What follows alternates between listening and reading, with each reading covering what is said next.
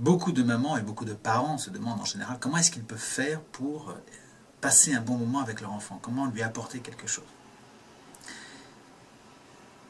En réalité, on n'a pas besoin d'une quantité de temps. L'enfant a besoin de son indépendance, il a besoin de faire ce qu'il a à faire.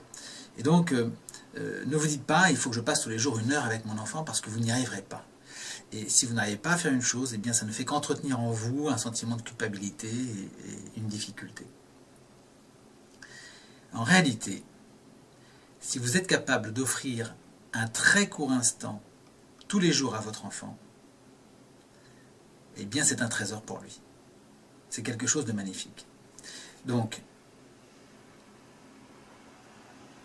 prenez la résolution, plutôt que de dire je vais sortir toutes les semaines pendant 3 heures avec mon enfant, ce qui est très bien d'ailleurs, si vous pouvez le faire, tant mieux, si vous avez l'occasion de partager des moments avec lui, des moments un peu exceptionnels, mais on y reviendra juste après.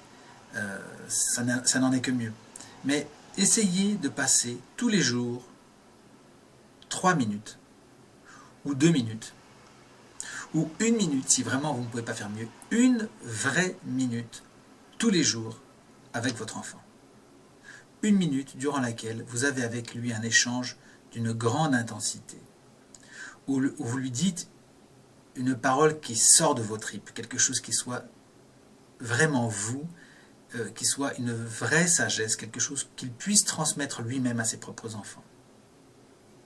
Et puis, si vous n'avez rien de spécial à dire, si un jour vous vous sentez à court d'idées et que vous voyez qu'il n'y a pas d'urgence, eh bien, écoutez-le.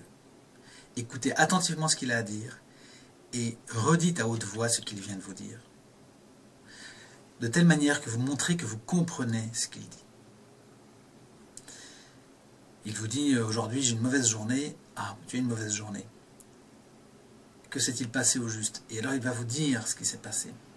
Et quand il exprimera ses sentiments, vous les redites en montrant que vous comprenez très bien ce qui se passe. Et cette très forte compréhension que vous pouvez avoir vis-à-vis d'un enfant est quelque chose qui va énormément l'aider. Un enfant a du mal à se développer s'il ne se sent pas compris au fond de lui-même. Parce qu'au fond de lui-même, il se dit quelque chose n'est pas cohérent, je ne comprends pas, je n'arrive pas à m'exprimer, quelque chose n'arrive pas à émerger. Mais dès lors que son parent, sa maman, son papa, lui dit « je comprends très bien ce que tu viens de me dire, tu ressens ci et ça, et je le partage vraiment avec toi, je ressens ce sentiment avec toi ». Alors vous le dites d'une manière qui soit suffisamment fine, délicate, pertinente, parce qu'il ne faut pas avoir un discours décalé, il faut que ce soit un discours qui soit en phase, en harmonie avec le sien. Et bien à ce moment-là, l'enfant se sent vraiment grandir au fond de lui-même. Voilà, 1 minute par jour avec votre enfant. Plus si vous pouvez, mais 1 minute. Et puis alors, ensuite, si vous avez des moments exceptionnels, et l'enfant en a besoin, des moments qui sortent de la routine et du quotidien, si vous avez par exemple le samedi ou le dimanche la possibilité de le faire, un moment consacré à l'enfant d'1 heure ou 2 heures, en tête-à-tête avec lui, et si possible à l'extérieur d'ailleurs, parce que ça lui permet de vivre autre chose avec vous, eh bien c'est quelque chose qui est aussi un très grand trésor, et ça l'aide énormément à grandir. Mais bien sûr, vous ne pouvez pas le faire tous les week-ends, en tout cas il y a beaucoup de gens qui ne peuvent pas, c'est difficile. Alors une fois de temps en temps.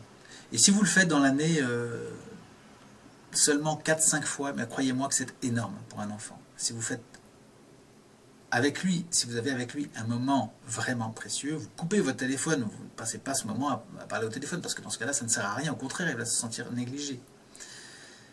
Vous n'avez pas de téléphone, vous ne parlez pas avec quelqu'un d'autre, vous ne parlez pas avec un autre adulte, ou très peu, vous vous consacrez surtout à lui. Et bien pour lui, c'est un énorme trésor qui va l'aider à se charpenter, qui va énormément le construire et lui permettre de devenir un adulte qui se sent compris. Il faut avoir dans son enfance vécu comme ça une demi-douzaine de grands moments